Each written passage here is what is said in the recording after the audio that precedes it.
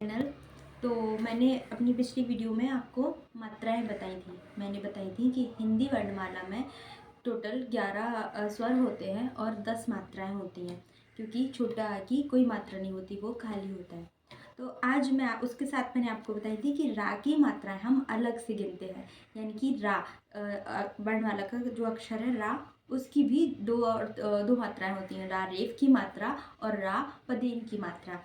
अक्सर जब बच्चे हिंदी रीडिंग शुरू करते हैं तो वो इजीली कर जाते हैं, लेकिन जब है ना हम रा की मात्रा आती है तो वो अटक जाते हैं और वो पॉज देकर आधी मात्रा को बोल भी नहीं पाते। तो मैं आज आपको बताऊंगी कि रा रेफ की मात्रा कौन सी है और रा पदेन की मात्रा कौन सी है। देखो, रा रेफ की जो मात्रा होती है, रा रेफ की मात्रा को हम कहते हैं स्वर रहित मात्रा या स्वर रहित रा। स्वर रहित क्यों कहा, देखो जरा, आप जब उसमें लिखोगे कर्म, ठीक है, आपने लिखा कर्म तो का आपका पूरा आ रहा है, ठीक है, यानी कि का में आ और का दोनों है, बोल के देखो क, ठीक है, तो का में आ और का दोनों है, ठीक है, प्लस र।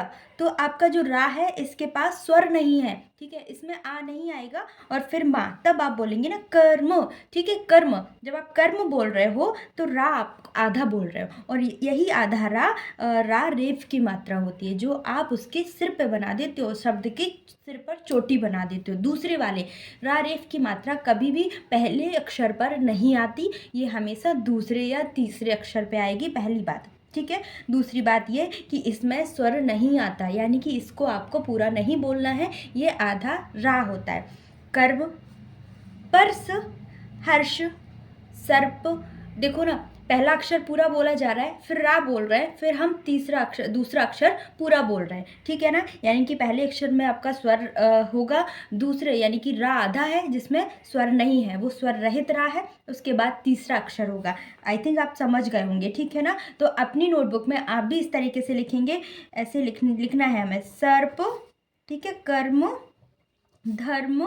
तो इस तरीके से जब आप लिखेंगे और इनको रीड करेंगे तो प्रैक्टिस होगी। इसे हम कहते हैं रा रेफ की मात्रा। दूसरा है रा पदेन की मात्रा। देखो, पदेन का मतलब होता है पैर, ठीक है ना, और पदेन यानी कि स्वर रहित रा। रा पदेन यानी स्वर सहित रा, ठीक है। कैसे, देखो, क्र, ठीक है, इसमें क्या है, आधा का है, क्र, ये देखो पैरों में आ रही है।